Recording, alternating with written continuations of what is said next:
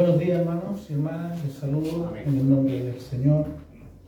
En primer lugar, agradezco al Señor la oportunidad que Él me da de poder estar en este lugar. Siempre agradezco al Señor porque creo que esta es una oportunidad, una bendición del Señor. Amén. A pesar de que es también una responsabilidad predicar la palabra del Señor, porque la palabra del Señor a nosotros nos llama, a los que tenemos esta bendición de poder entregar el mensaje del Señor. Él nos dice que debemos hacerlo como un obrero probado que usa bien la palabra de verdad.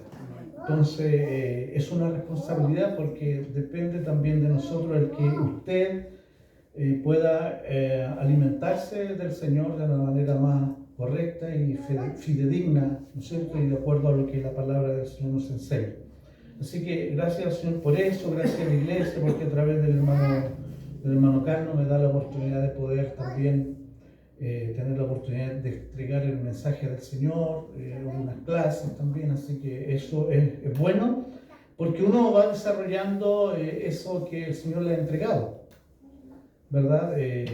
Ese don que el Señor le ha dado a uno y uno lo puede desarrollar y eso es una bendición, por lo menos para mí, en lo personal. Yo creo que para todos los que tienen la oportunidad de poder hacerlo es una bendición. Señor, amén. Hace un tiempo atrás, no recuerdo cuánto tiempo estuvimos en la escuela dominical estudiando el libro de Juan, el apóstol Juan, de Juan, ¿sí? Juan, el Evangelio de Juan. ¿Se acuerdan?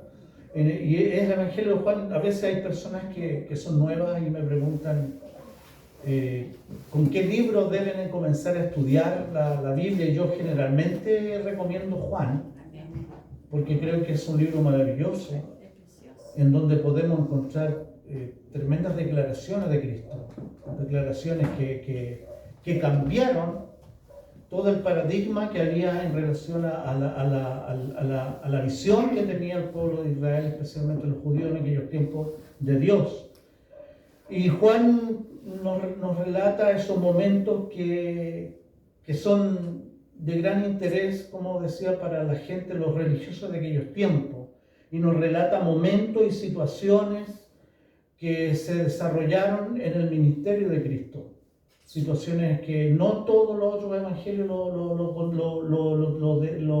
lo declaran.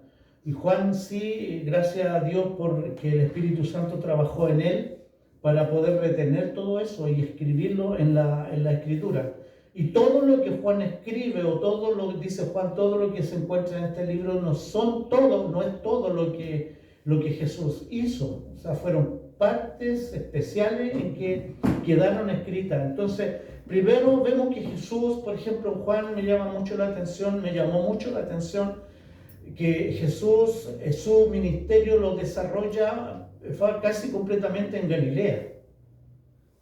Él se encerró en Galilea, él viajó de Jerusalén, se fue a Galilea, y ahí es donde desarrolla gran parte de su ministerio, en Galilea. Entonces, ¿por qué Jesús se va a Galilea? Hay varias razones por las que nosotros podemos encontrar por qué Jesús se va a Galilea. Yo encontré era porque los fariseos destacaban que el maestro bautizaba más discípulos que Juan. Y eso a Jesús no le gustaba mucho, porque él no buscaba una vanagloria, él no buscaba una gloria propia, sino que buscaba la gloria de su Padre. Entonces vio que había como una parcialidad, estaban siendo muy referentes a su persona y él se va de ese lugar. Qué interesante, qué enseñanza más interesante nos deja Jesús ahí. Él podría haberse quedado ahí y haber recibido toda la gloria de los hombres. Oye, tú bautizas más, hay más gente que te sigue, tienes más adeptos, pero a Jesús no le interesó eso. Y él se va a Galilea. La segunda razón, hay varias, pero la segunda razón era porque en Galilea Jesús era bien recibido. Era bien recibido, lo dice el libro de Juan, capítulo 4, versículo 45. Dice que los fariseos, los galileos lo recibían muy bien. Jesús se sentía muy cómodo en esa ciudad. Por lo tanto, era un lugar, él encontró que Galilea era un lugar fructífero para su ministerio. vio que ese era el lugar donde él podía desarrollar su ministerio e iba a tener mayores frutos. Recuerden que Jesús mismo reconoce y dice que el profeta no tiene honra en su propia tierra. ¿Se acuerdan? Entonces, donde él debería ser desarrollado, haber desarrollado su ministerio, él considera que ahí no era valorado. Por lo tanto, se va a Galilea, un pueblo pequeño, y desarrolla su ministerio allí. Eso no lo iba a hacer más ni menos importante de lo que era. Al contrario, él busca donde realmente haya gente que lo necesita. ¿Amén? Amén.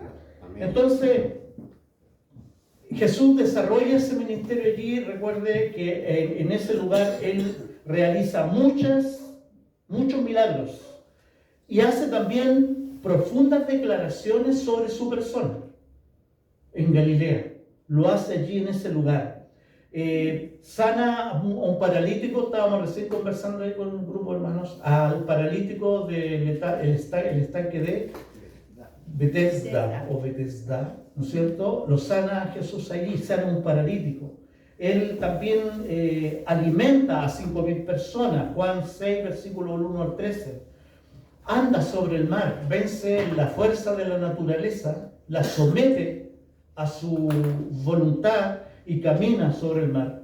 Y en este lugar él provoca más devoción hacia su persona, porque Juan dice en capítulo provoca también mayor enemigos, porque Juan capítulo 6 versículo 66 dice que desde entonces, desde que Jesús comienza a hacer estos milagros y que lo hacía el día sábado, ojo, lo comienzan a criticar, y muchas personas, dice Juan 6:66, desde entonces muchos de sus discípulos volvieron atrás y ya no andaban con él. O sea, además Jesús de hacer todos estos milagros, también provocó deserción. Sí, desertaban muchos. Como hoy ocurre también. No solo en ese tiempo, sino que hoy también ocurre. Como conversábamos con los chiquillos de que hay fariseos modernos.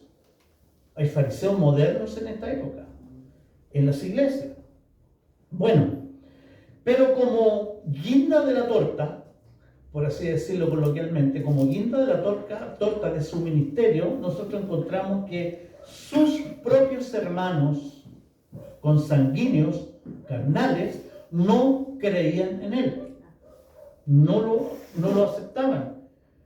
Y llegamos entonces al capítulo 7, donde yo quiero basarme para conversar y reflexionar un poco con ustedes. Al versículo 7, por favor, veamos versículos 37 al 39. Juan capítulo 7, versículo 37 al 39, donde Jesús hace una tremenda declaración, que en mi opinión personal es como la esencia propia del Evangelio. Una tremenda declaración. Juan capítulo 7, versículo 37 al 39. ¿Lo encontró? Leo. Como título, seguramente muchas de sus Biblias dice ríos de agua viva. En el último y gran día de la fiesta, Jesús se puso en pie y alzó la voz diciendo: si alguno tiene sed, venga a mí y beba. El que cree en mí, como dice la Escritura, de su interior correrán ríos de agua viva.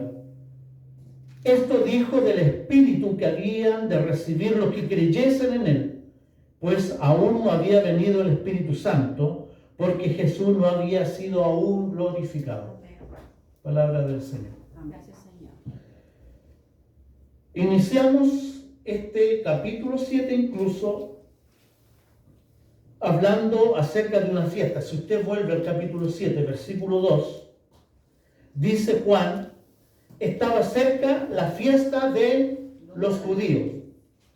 ¿Y cuál era esa fiesta? La fiesta de los tabernáculos. Se da en ese contexto en que Jesús hace esta declaración. Pero sabe que averiguando bien, qué interesante es poder compenetrarse, hermanos, en ver el contexto de los pasajes bíblicos, porque uno va descubriendo allí cosas súper importantes. Por ejemplo, ¿qué era la fiesta de los tabernáculos? Habían varias fiestas que Israel celebraba al año, pero habían tres que eran muy importantes para ellos. Y las vimos también estudiando el libro de Juan, en una oportunidad también vimos una de esas fiestas. Pero la fiesta que Juan se refiere a esta fiesta que es específica, la de los tabernáculos, era una fiesta que se celebraba para los meses nuestros entre fines de septiembre e inicio de octubre. Por ahí se celebraba esta fiesta que era una de las grandes fiestas en que todos los varones de Israel, si era posible, tenían que asistir, especialmente a esta fiesta de los tabernáculos. Porque ¿qué celebraba esta fiesta de los tabernáculos? ¿Alguien de ustedes sabe qué se celebraba en esta fiesta de los tabernáculos? El desierto. ¿Ya? A ver, Ignacio, gracias, hermano. Se renovaba el compromiso de Israel con Dios. ¿Ah? Se renovaba el compromiso de Israel con Dios. ¿Ya? ¿Alguien más? También, estoy cerca.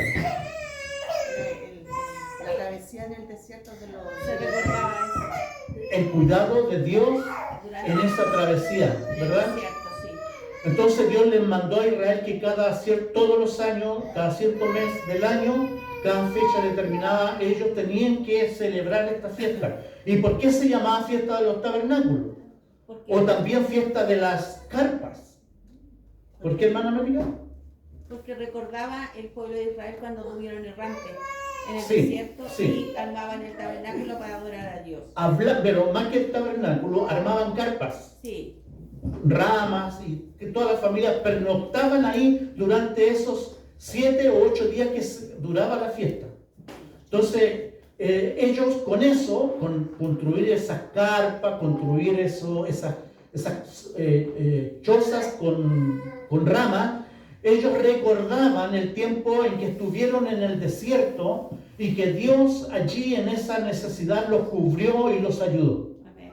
Eso era en realidad, a grandes rasgos, la fiesta de los tabernáculos. En esta fiesta también se cosechaban todos los alimentos o las frutas que habían dado los árboles y las guardaban para cuando ellos las necesitaban. Pero era muy común que después de consagrar el comienzo de la cosecha con la ofrenda de la primera gavilla madura, cebada, que era el cereal, ellos se reunían y agradecían a Dios a grandes voces. Era una fiesta. La fiesta de los tabernáculos era justamente esa, una fiesta. Pero había algo importante que a mí me llamó mucho la atención y que indagué si realmente Dios había ordenado que se hiciera eso o no en esa fiesta. Y me encontré con la gran sorpresa que ellos hacían algo que Dios nunca dijo que lo hicieran, pero lo hacían. Ahora, no lo digo, no lo recuerdo para que critiquemos eso, porque ellos lo hacían de buen espíritu. ¿Entienden? Había un buen espíritu en realizar eso. No había una maldad en ellos, lo hacían bien. Estaba bien. Ellos lo hacían con un espíritu muy sano. Reverencia. Con reverencia. Lo que nosotros muchas veces yo hago, pensando que es lo que Dios quiere, y no es lo que Dios quiere, pero lo hago de corazón, lo hago de forma sencilla, sincera, porque lo ignoro. El problema es cuando yo tomo conocimiento de eso y lo sigo haciendo. Ese es un problema. ¿Ya? Y ellos lo hacían. Y aquí viene lo importante. En algún momento se introdujo un ritual sin fundamento bíblico, y este ritual consistía en una libación. Una libación es un derramamiento, eso significa libación, derramado. ¿Cuál era esta práctica? Que un sacerdote iba con un cántaro o un jarro de oro e iba al estanque de Siloé, tomaba un poco de esa agua en ese jarro, todo el pueblo lo acompañaba con algarabía, con fiesta, e iba hacia donde estaba el altar, y un sacerdote de turno que le correspondía ahí tomaba esa agua, la echaba en otro jarro y partía con él al altar junto con vino, también era parte de ese ritual, y lo derramaban en el altar. Una libación. Y era una algarabía mientras el pueblo cantaba el Salmo 118. Descubrí que los salmos sí se cantaban. Cantaba el 118 y otros más.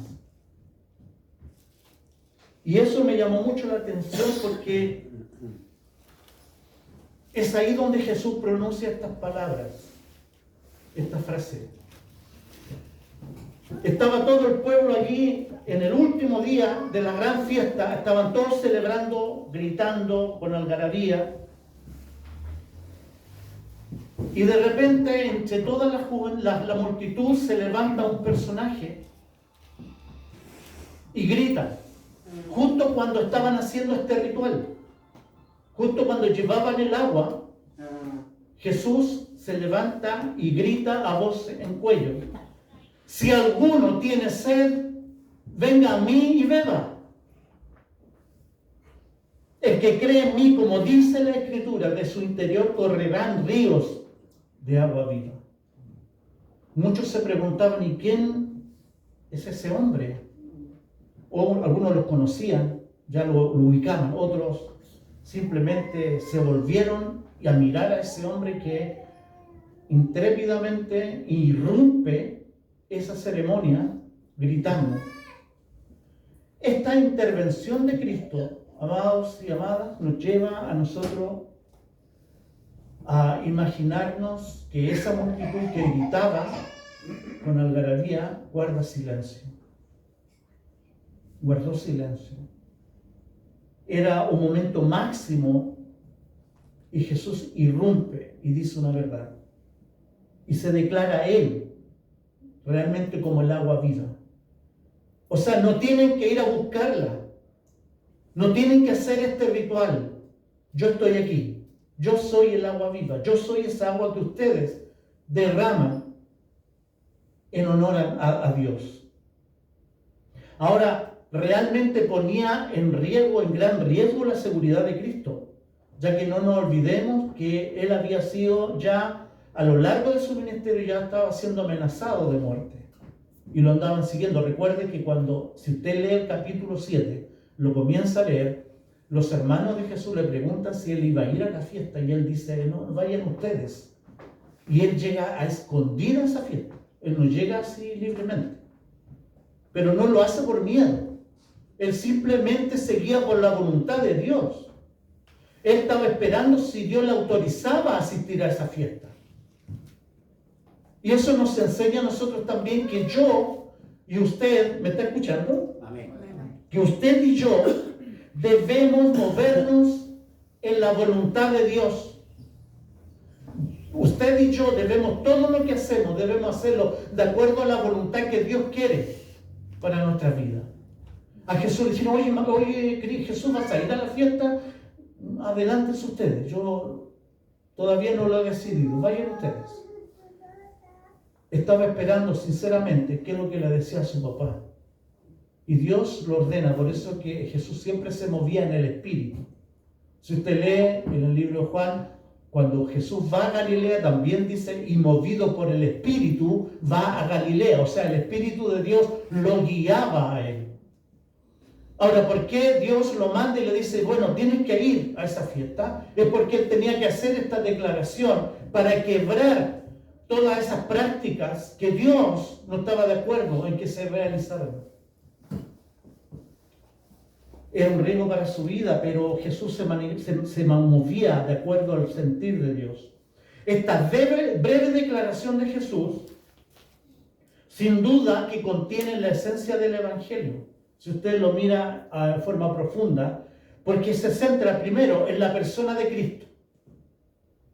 Él no dice, Abraham es la fuente, Moisés es la fuente. No dice un profeta más, sino que él dice, si alguno tiene sed, venga a mí y beba. El Evangelio, querido hermano y hermana, es cristocéntrico. Se centra en Cristo. Si el Evangelio es anunciado en la base de otra cosa, es un Evangelio falso. Por eso Pablo dijo, yo no he venido a predicar ninguna otra cosa más que a Cristo y a este crucificado. Entonces este mensaje es un mensaje cristocéntrico. Segundo, se ofrece a todos sin restricción. Si alguno tiene sed, venga a mí y beba. Él no dice si alguno de los que están aquí es escogido por Dios y ha sido predestinado por Dios, venga a mí y beba. No. Él dijo, el que tenga sed, venga a la fuente, venga y beba. Tercero, se basa en la necesidad humana, la necesidad espiritual del hombre. El hombre y la mujer sin Cristo es un ser sediento que busca saciar esa sed en otras religiones, en otras ideologías, en otras cosas.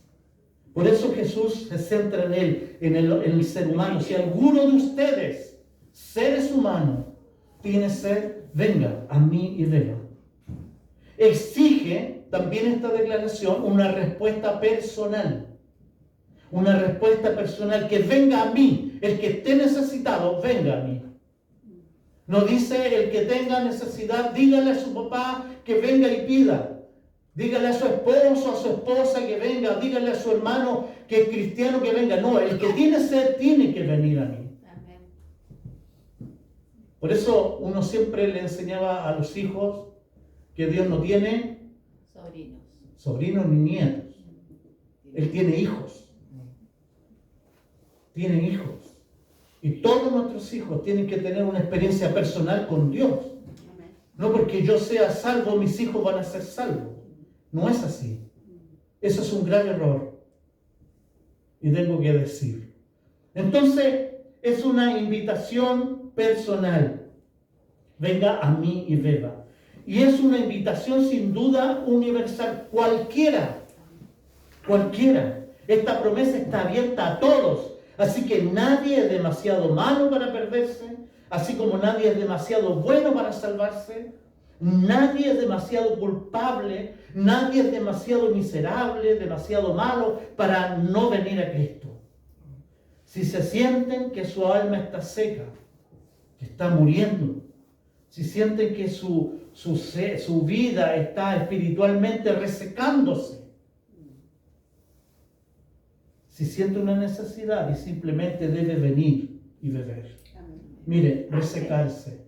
Nosotros los creyentes, los cristianos, pasamos por momentos complejos en la vida y que nuestra fe a veces comienza a resecarse.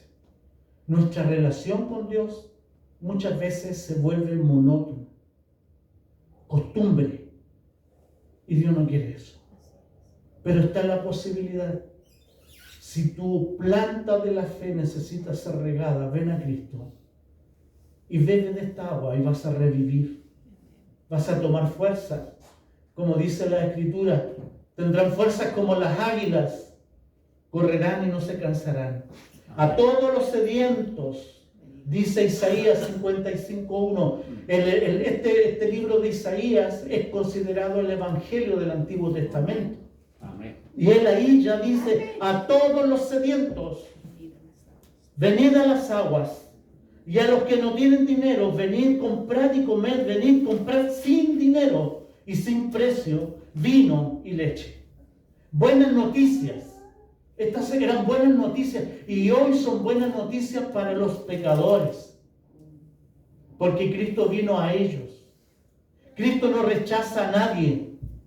Son buenas noticias para los homosexuales atrapados en su pecado.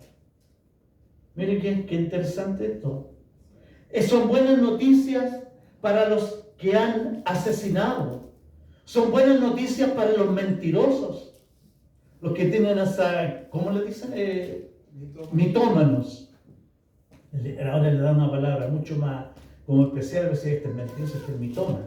¿Verdad? Que es mentiroso, le inventan mentiras. Bueno, son buenas noticias para las almas derrotadas, para las almas desesperadas y descontentas, que sienten un deseo profundo de rendirse. Bueno, este Cristo es el agua que salta para vida eterna. Estas palabras pronunciadas por Jesús, vemos implícitas palabras que nunca deben cambiar, nunca. Primero, que a pesar de una semana de fiesta y algarabía, Cristo sabía muy profundamente, muy bien, que aún persistía una sed espiritual en las personas allí presentes. Porque Él lo ve todo. Él ve cómo está tu corazón, hermano y hermana. Él ve cómo está tu vida delante del Señor. Yo puedo a ustedes aparentar que estoy bien, pero a lo mejor no lo estoy. Bueno, el Señor lo sabe. Él lo sabe. Segundo, que queda en evidencia. Esto quiero que lo escuche bien. Cuando Jesús se alza esa voz y dice, si alguno tiene sed a mí, venga y beba. Aquí queda en evidencia que la religiosidad y los ritos son insuficientes para llenar el vacío y la necesidad espiritual de las personas. ¿Escuchó? La religiosidad y los ritos no son suficientes para llenar ese vacío de las personas. Tengo que venir a la iglesia no por religiosidad. Tengo que reunirme los días domingos no porque es un rito y todos los domingos tengo que venir porque por años lo he hecho. El Señor quiere que yo venga los días domingos porque va a estar la fuente del agua viva en espíritu, reunido con mis hermanos y hermanas, y voy a poder saciarme. ¿Amén? Amén. ¿Me está escuchando bien, verdad? Amén. Ahora la pregunta lógica. ¿Tienes sed? ¿Tienes sed del Señor? Amén. ¿Se acuerdan lo que el salmista exclamó? Mi alma tiene sed del Dios vivo. Gloria a Dios. Y el salmista ya sabía que aún conociendo a Dios, su alma tenía sed. Esta es una metáfora, hermano, que no se refiere a la sed física. Sin duda, usted lo entiende. No se trata de la sed física. Se trata de esa sed espiritual. Por eso el salmista exclama, mi alma tiene sed en el Espíritu de Dios. Cuando tú tienes necesidad de orar, es porque tienes sed de Dios. Tu espíritu necesita una conexión con el agua viva. Cuando tú sientes deseo de estudiar la Biblia en la semana, hazlo. Aparte un momento para hacerlo, porque ahí se encuentra con su Creador. Lo hermoso salmo que la hermana Nancy y recalcaba, leí en la mañana aquí en el devocional. Amén. Hermoso salmo. Él conoce lo más íntimo mío. Él sabe mi levantarme, mi acostarme, cómo me levanto, cómo me acuesto. Porque Él es nuestro Creador, nos entretejió en lo más oscuro. Ahí aparece el ADN de nosotros. En ese salmo habla del ADN que hablan tanto los científicos. La sed espiritual, amados y hermanas, es una imagen de una muestra de mayor que una necesidad física, en nuestra necesidad de agua del Espíritu Santo. ¿Quiénes tenemos ese privilegio? Hoy día podemos vivir felices porque somos saciados. Fíjate que un hombre o una mujer puede vivir muchos días sin alimento. Yo leí, pero me olvidé ahora, cuántos días tú puedes vivir sin alimentarte. Pero sin beber líquido son más o menos 6 días. Creo, si no alguien me corrige. 6 días que tú puedes estar sin beber líquido. Y ahí ya comienzas a estar en un estado crítico. Entonces no esperemos tanto. ¿Recuerdan ustedes el anuncio de esa bebida gaseosa cuyo eslogan era obedece a tu sed? ¿Lo escuchó alguien de la Sprite? la bebida Sprite, decía, obedece a tu sed. Ese era el eslogan. Bueno, esta mañana Jesús te dice, obedece a tu sed espiritual. Amén. Obedece a tu sed espiritual. Ven y pon la fe en el Señor y bebe de esa fuente de agua viva. En Juan 4:14 Jesús dijo, mas el que bebiere del agua que yo le daré, no tendrá sed jamás, sino que el que bebiere de esta agua yo le daré, y será en él una fuente de agua que salte para vida eterna, constante. ¿Saben? Esto es otra cosa que descubrí acá. El Señor dice, el que tiene sed venga a mí, beba, y que cree en mí, como dice la Escritura, de su interior correrán ríos de agua viva. Usted tiene agua viva. Si usted tiene a Cristo, tiene agua viva. Y esa agua viva yo tengo que entregársela al sediento. ¿Me entendió? Amén. Usted tiene que dar de beber de esa agua al sediento. Porque tiene agua viva. Esa roca que salta para vida eterna. Hace muchos años atrás escuché a un pastor algo que dijo, y me gustó en ese tiempo, era cabrón, joven, y lo anoté. Y nunca más se me ha olvidado, pero lo anoté aquí para que no se me olvide repetirlo. Hay de los seres que ponen sus cuidados en los bienes de esta vida fugitiva. Se olvidan del bien supremo, se alejan de Dios, que es fuente de agua viva. Hay de los seres que ponen sus cuidados en los bienes de esta vida fugitiva.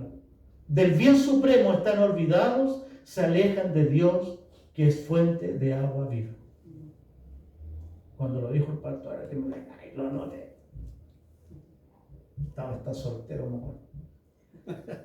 Tenía una necesidad de aprender. Y lo comparto con ustedes. Amados hermanos de Antioquía, tenemos en Cristo la fuente de agua. Y afuera, saliendo de la reja, hay mucha gente que está sedienta. Hay mucha gente que necesita que necesita beber, pero beber agua buena, agua sana, no agua amarga. Convidémosle, no seamos egoístas. Y tenemos que prepararnos durante la semana para iniciar esa semana y decir, Señor, hazme sentir que Él tiene sed, y en el momento oportuno entregarle de esta agua para que Él pueda también sentir lo que yo siento. Es nuestra responsabilidad como iglesia. Pero muchas veces cuando hablamos de iglesia se entiende como que es todo el grupo. No, hermano, tú eres iglesia. Hermano Agustín, usted es una iglesia. Diego es una iglesia, hermano Celso es iglesia. Hermana Nelly es iglesia. Yo soy iglesia. La iglesia tiene la responsabilidad de entregar agua viva. Creo que fue Ignacio que en la mañana dijo una frase. Hoy dijo, cuando seamos medidos de acuerdo a lo que nosotros hacemos. Y me recordé de eso que Jesús dijo, con la vara con que os medís, serás medido. Bueno, ¿qué tan dadivoso soy para entregar esta agua viva? Pero no se preocupe usted cuando hable de Cristo, no se preocupe que vengan a la iglesia. Entregue usted, siembre.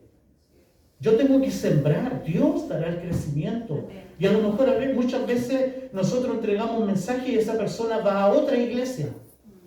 Y como que tendemos a frustrarnos. Oh, debería ir a mi iglesia. No, si sabes que mi iglesia es chiquitita, pero bonita. No, hermano, de agua, de beber. Entregue solamente agua viva. ¿Amén? ¿No entendió? Amén. Sí. Amén. Si alguno tiene sed, venga a mí y beba. El que cree en mí, como dice la Escritura, De su interior, correrán ríos de agua viva. ¿Para qué? para bendecir. Para bendecir, para saciar, para entregar a otros y convidar de esta agua. ¿Amén? Amén. ¿Somos los mejores? No. No somos los mejores, por eso estamos acá. Amén. tenemos errores, cometemos faltas en la semana, pero que Satanás no le meta en la cabeza esas cosas. No se preocupe usted. El Señor es nuestro pastor Amén. y Él nos va a guiar. Oremos.